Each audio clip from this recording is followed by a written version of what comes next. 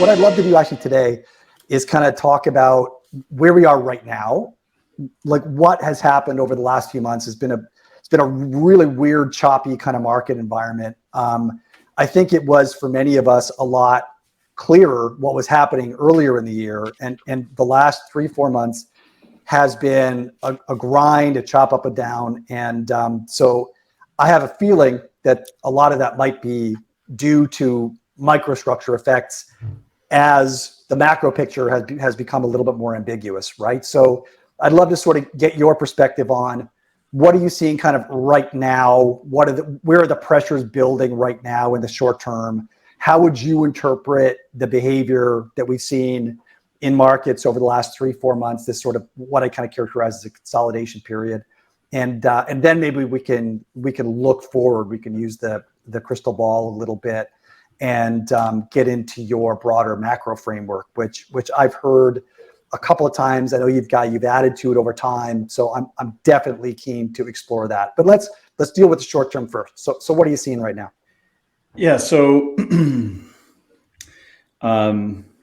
word seasonality it makes people feel differently, right? So people think of like, how could something be that simple? How could just a calendar changing have any correlation to what the market should do?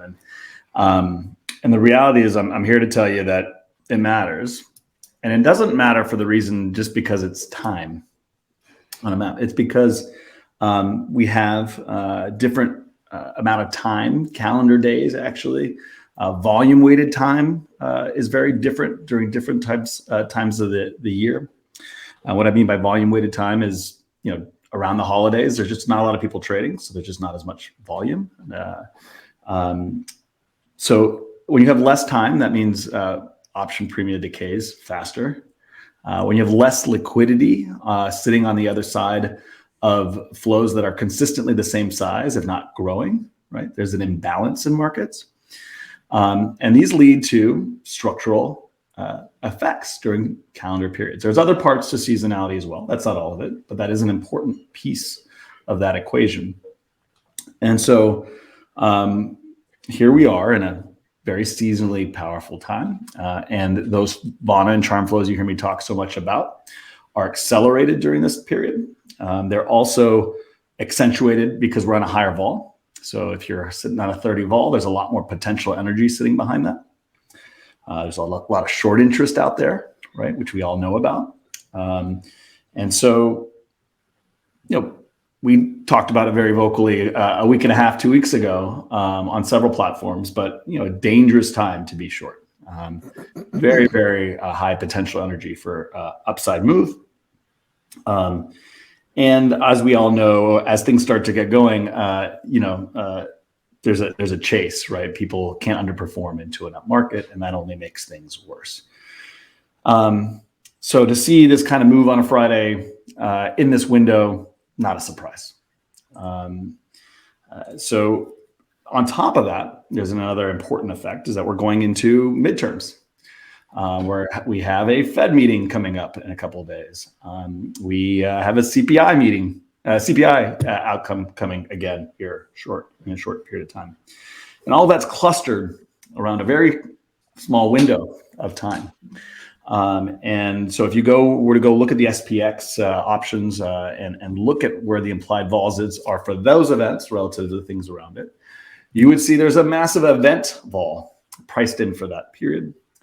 Event vol itself is potential energy, right? That means dealers are short a higher vol, and in those, they bought lower vols around it to kind of offset it and to give themselves risk protection. But that's where their short interest is. So as that comes down, that's more potential energy upside. We've seen this. You've heard me probably talk about it at Brexit, at the 2016 Trump election, at the 2020 contested election. All three of those were major event falls.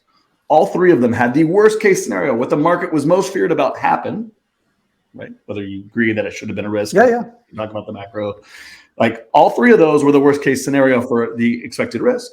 And all of them resulted in a powerful move to the upside, a relief rally. That's event vol at work. That's the Vana charm flows that come from that impulse at work. And largely, is that from the market makers kind of, because the participants were already largely hedged for those events, the realization of those events forces a lot of these dealers to impose their own gravitational force in markets? That's a way to put it. I would put it in slightly different, a different form. Not that that's incorrect. It's just a slightly different perspective. When the vol goes high enough because people are buying, that makes the hurdle higher and higher for the move that needs to happen in order for those dealers who are short those and hedged against them, takes the hurdle higher for what has to happen. And so when that worst case doesn't happen, then that forces a buyback. It's kind of a game of chicken, but that bar is so high, the odds are very low, no matter how bad the event is. Like we pointed to the worst case events happening, yet the bar was so high that when it didn't, when the market didn't make that move to the extreme amount that would have necessitated a kind of a gamma squeeze to the downside, the result is an opposite. Once that gets going, it just feeds on itself. So yes, nuance similar to what you're saying, but a little different.